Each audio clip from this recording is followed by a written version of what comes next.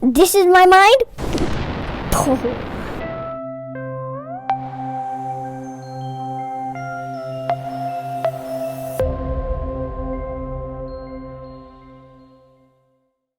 Hello everyone. Today we are going to do a few experiments about magnets. So the first experiment is going to test what materials are magnetic. First we are going to do a fidget spinner. So let's test the black. The black is magnetic. And now we're going to test this part, the part that you hold when you spin it. Also attracted a toy car. So it is not magnetic. And you might be thinking that it would have been magnetic. Wait, I realized it is magnetic. It's magnetic in this area. In this area, I realized it is magnetic. You see here, it looks like metal, but it's plastic.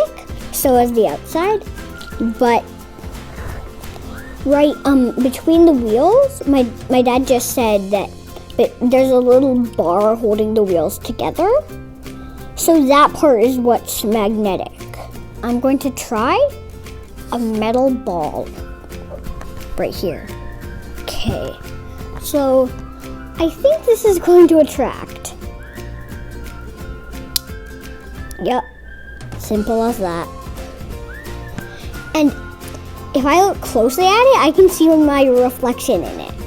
This is a dangerous one. A needle.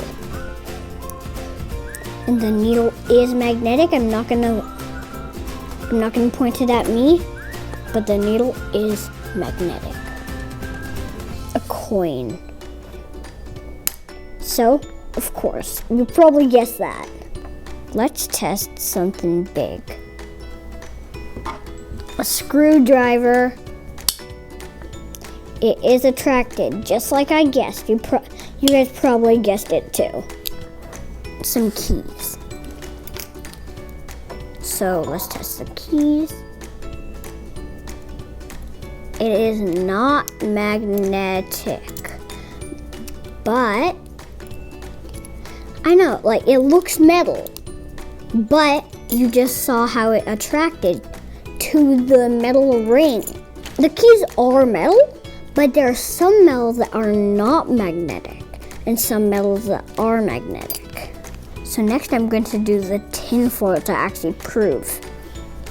So tinfoil is metal, but it isn't attracted by the magnets because it is a type of metal that isn't magnetic. I'm going to do a paper clip. This actually might be a little tricky.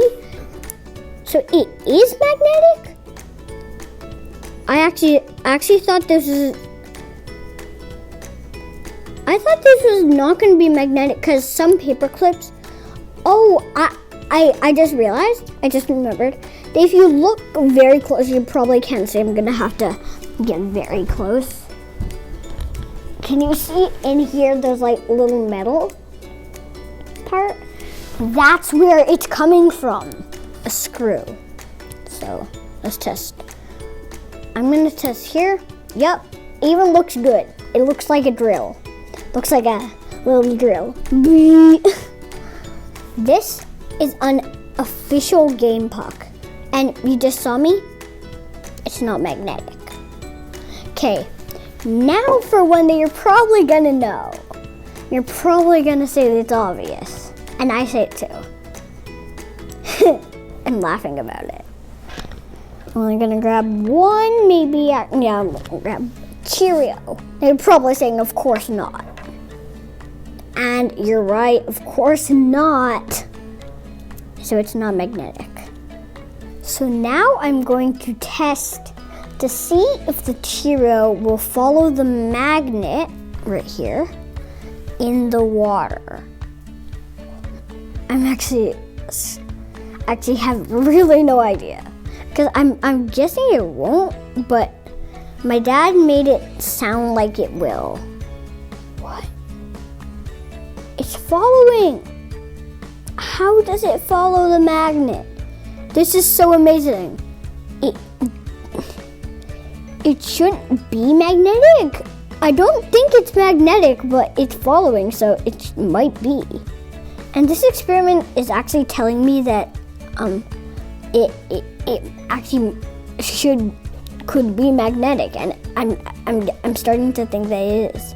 So we are going to right now find out what ingredient to Cheerios makes it follow the magnet.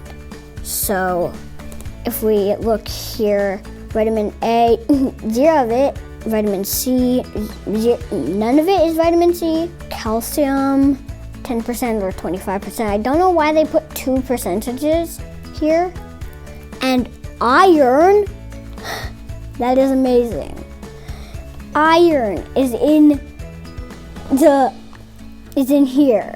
So that means that 30% of iron, so there's 70% of other stuff, but that 30% of iron isn't enough for the magnet right here to attract the iron when it's on land. But it's enough that in water, it'll follow the Cheerio.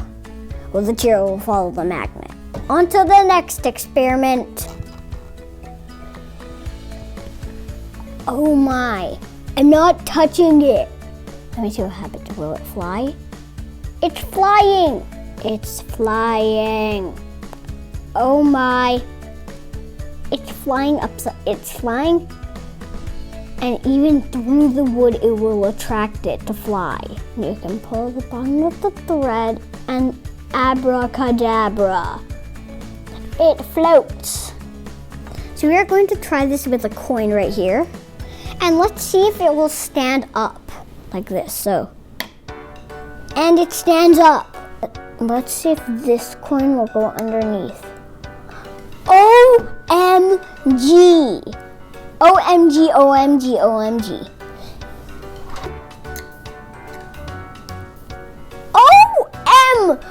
OMG! G!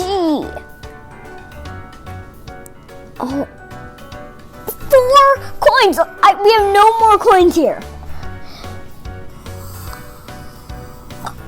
My mind? This is my mind?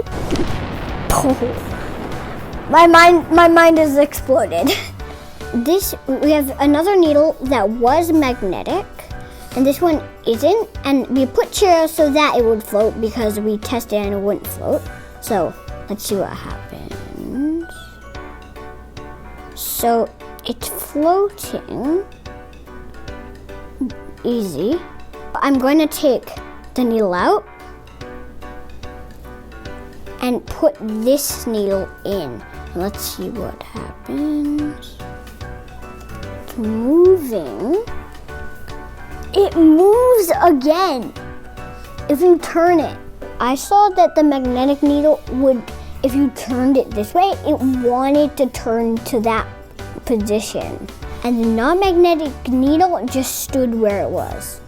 It just stayed. I'm actually stuck on this question of where is the magnetic needle getting attracted? So that way is north, then that has to be south. So I know what's happening here. I know where it's getting attracted.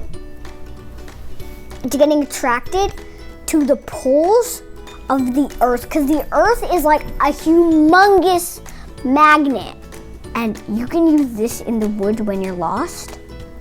So the only thing that I'm curious is how are we going to do this in the woods? So my dad just grabbed a big rock here. It's actually very heavy. And can we magnetize this unmagnetized needle? I said needle by accident. Needle with the rock and not a magnet. So let me do that on the smooth side.